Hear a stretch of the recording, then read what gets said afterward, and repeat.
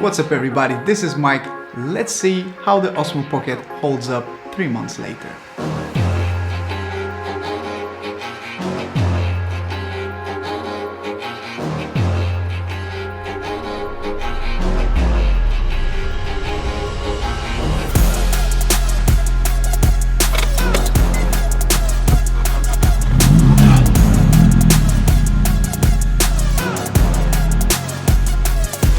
So the Osmo Pocket has been out on the market for just over 3 months now, and I've been using it ever since it came out. And to be honest, in the beginning I had some very different ideas on how I plan to use this device. Some of them became reality, some of them were a complete mess. This device is great for everyday use, but if you already have a camera that's good enough, it's definitely not going to replace it.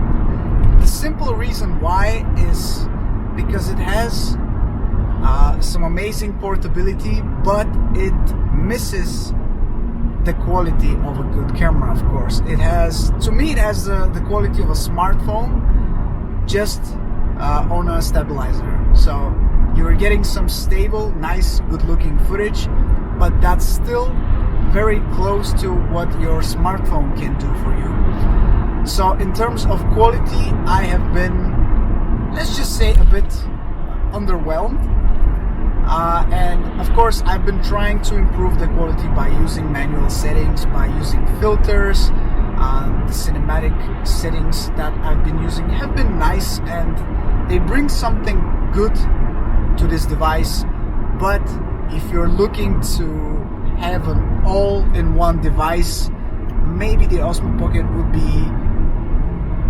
would not be a good idea. With the Osmo Pocket, I feel like whenever I am looking for ways to include the footage, I'm thinking that it's going to be a little bit of downgrade when I include some of the footage in my videos.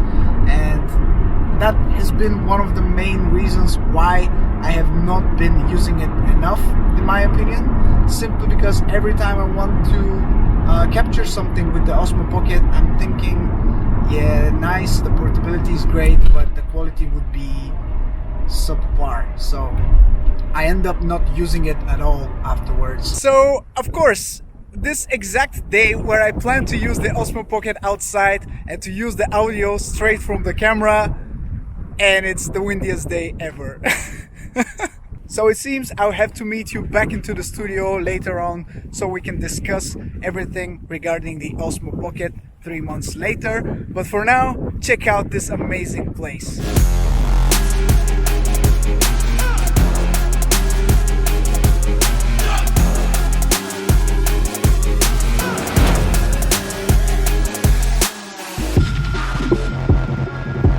Flight crew, please prepare for takeoff. Flight 527 ready for departure.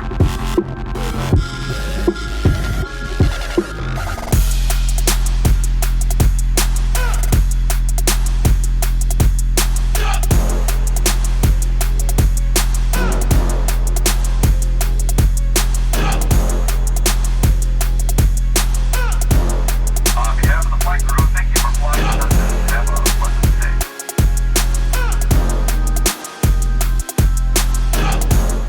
Right, so back in the studio. Hopefully you didn't find this B-roll sequence too long, but if you did, my apologies. I just had to share those shots because this place was really unique and I really enjoyed being there, so I just had to include those shots. Anyway, it seems that I've started a bit on the negative side, listing the things that I don't really enjoy about the Osmo Pocket as of right now, and I just want to quickly summarize what else I don't really like before I get to the good stuff.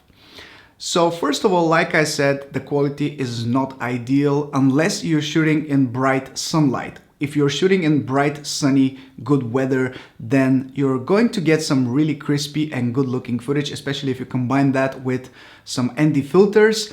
But that's really not the case if you go outside during the night or during sunset, for example. In most cases, the footage would be a bit too grainy and a bit more on the low quality side, if you ask me. So that's one of my main complaints. I was probably expecting far too much from this device, but in case the weather is good, I'm still going to bring this with me in case I need an extra camera. Some other stuff that I don't really like about the Osmo Pocket after using it for a while is that it really overheats quite quickly, especially if you shoot in 4K 60 or 4K 30 frames per second. That's a big problem in my opinion. I sometimes have to stop shooting after 15 or 20 minutes just because the device is too hot to the touch, and I don't really enjoy that, but having such a small thing, it kind of makes sense to overheat when shooting in this high frame rates in 4K, but it's something that I don't really like. Another problem that I've been having with the Osmo Pocket ever since I started using it is the autofocus. You can see it clearly in some of my footage that sometimes it picks up the focus very well, but sometimes it focuses on the background instead of the foreground, and that leaves you out of focus, which is a huge pain in the butt because you don't really see yourself too well in this little monitor, in this little display on the Osmo Pocket, and you don't really know that you're not in focus until you review the footage afterwards. And the last thing that I don't really like about the Osmo Pocket as of right now is the fact that DJI is a bit too slow when it comes to releasing their accessories. I think they dropped the ball big time with the accessories they promised, because as of right now there is still no word from DJI about the underwater accessory that they talked about during the reveal of the Osmo Pocket, and I don't really know why 3 months later there is still no information about this accessory. However, third-party companies such as Polar Pro have been really working hard to produce some great accessories for the Osmo Pocket. The one that I'm using right now is the gimbal lock, which I use all the time. I don't use the case of the Osmo Pocket anymore just because it makes it a bit more bulky, and I don't really see the need for it. Right now I just use the gimbal lock, and everything is safe, secure, and it doesn't move, and I can just throw that in my backpack or just keep it in my pocket. The other accessories from Polar Pro that I received also are a great addition to the Osmo Pocket because they allow you to use the device in very different scenarios. If you have seen my videos, I tried to mount this on my chest, I tried mounting this directly to my bike, and this is not an action camera by any means, but you can still use it as a GoPro if you want to, especially when riding a bike. I think the footage was great when using a chest strap. So some of these accessories are really useful if you want to get something more out of your Osmo Pocket. Make sure you go ahead and watch my Polar Pro accessories review video because I really think these accessories are very useful to have in case you are looking for ways to improve your footage and to capture even more interesting shots with your Osmo Pocket. Something that in the beginning I didn't like but luckily was fixed is the fact that you don't really need your smartphone to shoot with the Osmo Pocket, or at least not anymore. In the beginning, you had to always have your smartphone attached to the device if you want to use manual settings. But now with the latest firmware update for the Osmo Pocket, you can now just use this and control all of your settings from here. And this was one of my biggest gripes with the Osmo Pocket in the beginning. The fact that this is a small pocket camera, but if you want to use it to its maximum potential, you still had to bring your smartphone, you have to bring an external microphone, you have to bring some other accessories, and I don't really like that. I like the small form factor and I want to use this device the way it is. The small form factor is what makes this interesting, what makes this unique. So I don't want to attach my smartphone every time I want to shoot with it, and now luckily I can do that and just use manual settings if I want to. That's one of the biggest improvements in the Osmo Pocket ever since it got released.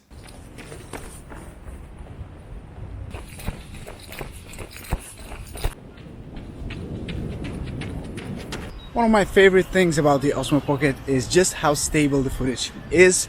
I went out for a run this morning and I took the Osmo with me, and now I'm just walking, but even if I start running, I think the footage looks very stable.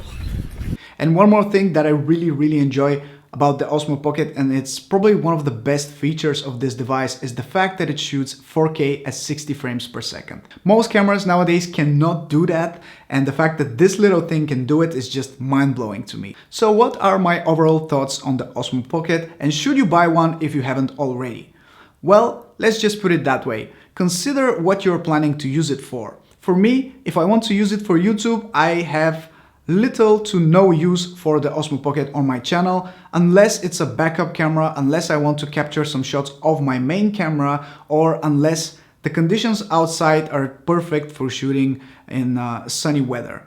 That's when I will use this device. I also tend to use it a lot for family gatherings, some small trips, and things that I don't put out on YouTube. But for YouTube, I tend to look for quality footage that I'm proud of, and to be honest, the Osmo Pocket footage is not something that I'm proud of. So I tend to not use it as much in my day-to-day videos that I upload on YouTube, but I still think it's a great tool to have in your arsenal in case you need it. I'm not going to use it as my main camera. I'm not going to shoot my B-roll with it, or at least not everything with it, but I still think it's a great little camera.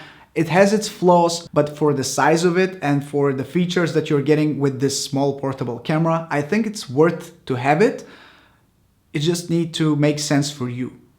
So far for me, it makes sense, not for YouTube, but for other things. But it really comes down to how you plan to use it, how you want to incorporate that footage in your workflow, and what kind of footage you are looking for. And there you have it, guys. Those are my thoughts on the DJI Osmo Pocket. I really think it's a great little camera to have.